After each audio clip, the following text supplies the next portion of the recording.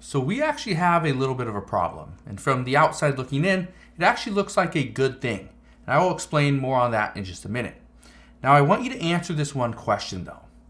What do you think the biggest threat to our economy is? Is it inflation? Is it banking? The stock market? The housing market? Jobs? Our government? Other countries? Or is it something else entirely? Comment down below and let me know your thoughts. Now, I want to answer a question that I got just last week, and it really ties into what we're talking about today. Because I did a video on the housing market, and in that video, I talked about how the housing market is getting wrecked. But in that video, I received a bunch of comments and questions. One of those questions was this. Somebody asked, wouldn't a collapse of the housing market be a good sign for the US? It would make all things cheaper. And the biggest threat to our economy right now is inflation, isn't it? Well, let's address that because that was a great question. I've received questions very similar to that over the past couple of months. But I want to explain the problem with a collapse of the housing market and specifically a slow multi-year decline. Because here's what's happening. We're not seeing the housing market just tank. No, it's slowly coming down. Now, if we see the prices of homes start to fall, that is a good thing for lower and middle income households. The reason for this is because they will eventually be able to afford a home, especially those that are renting right now. Owning a home is pretty much out of the question. It's impossible, right? It's unattainable because it's not affordable. Right now, rents are out of control, and until we see home prices fall, rents will remain high for millions of Americans, and that's a problem. But here's something that most people don't realize. Interest rates are expected to continue to go up. So even though home prices are going to come down, the payment amounts will likely stay the same, simply because as home prices come down, rates are going up.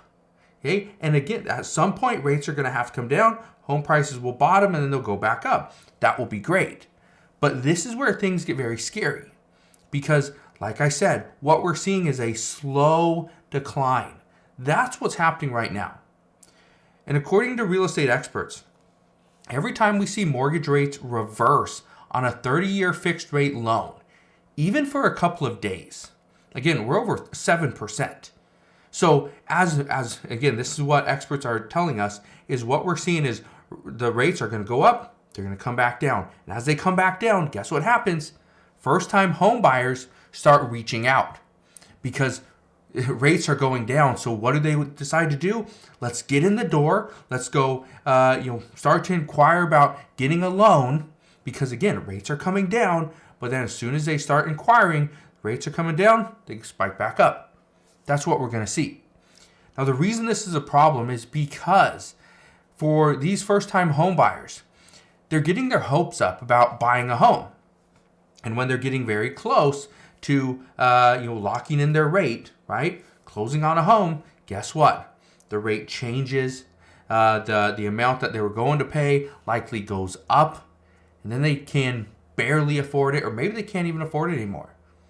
And for millions of lower to middle income households, this becomes a problem because if you can make the down payment, make your initial payments on your home, that's great. But if you are using savings, and you're using you used up a bunch of your savings to pay down debt, but now you just can't afford to live, that's a problem.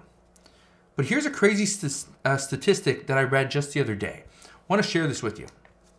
It says for millennials, it would take them 10 years of saving 5% of their income just to afford to put a 10% down payment on an average home.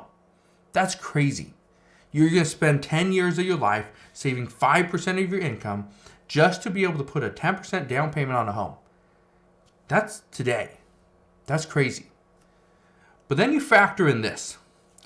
The reason why borrowers are continuing to look for a home is because they have money saved up.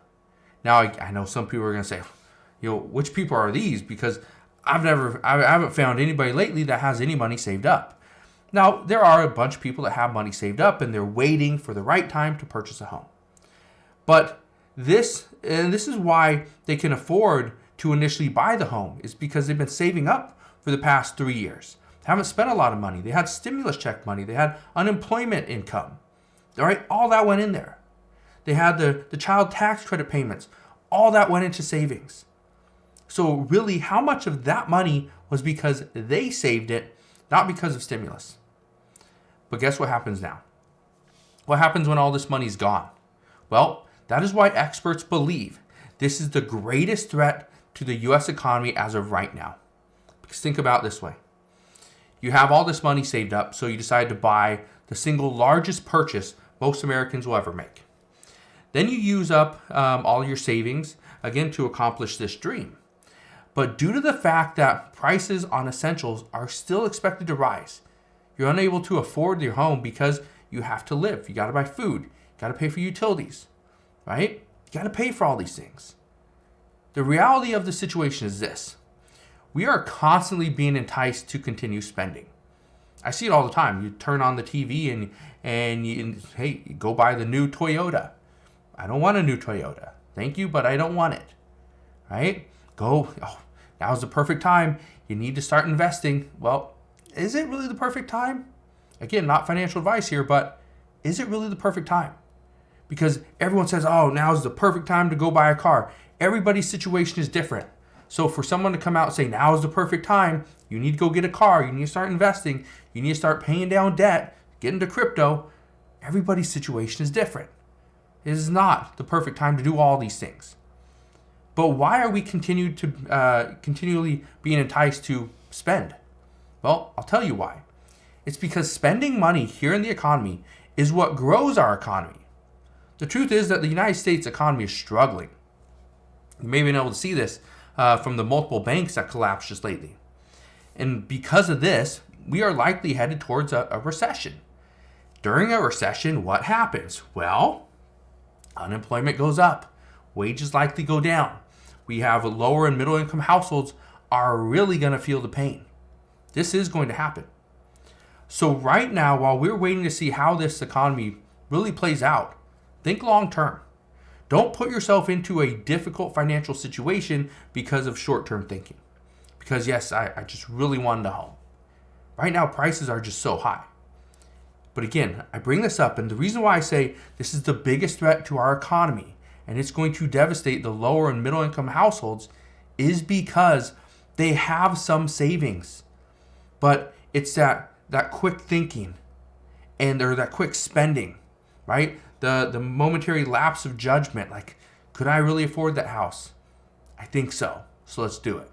Could I afford that car? The $800 a month payment, that's a little tough, but I like it. It's a nice color, good rims. I'm going to buy it. This is the biggest threat, because what happens when the lower income and middle income households cannot afford to live, cannot afford food? We know SNAP benefits aren't there. They cannot afford their rent. Do you think a rental assistance program is going to come back into effect and we're going to see, billions of dollars go to rental assistance? No, not in 2023, not in 2024. It's not going to happen anytime soon. So this is why this is potentially the biggest threat to our economy, is because what happens when lower and middle income households run out of money? Well, the economy is going to struggle. They're going to ask for a raise. Guess what happens if they can't get a raise? They might quit. They might go find a different job. That's what we're going to see. So just keep that in mind, that the economy is going to change, and it's actually going to change people. So I will keep you up to date on everything that is going on. For now, again, thank you guys for watching. Have a wonderful rest of your day. Consider subscribing, and I'll see you guys on the next one.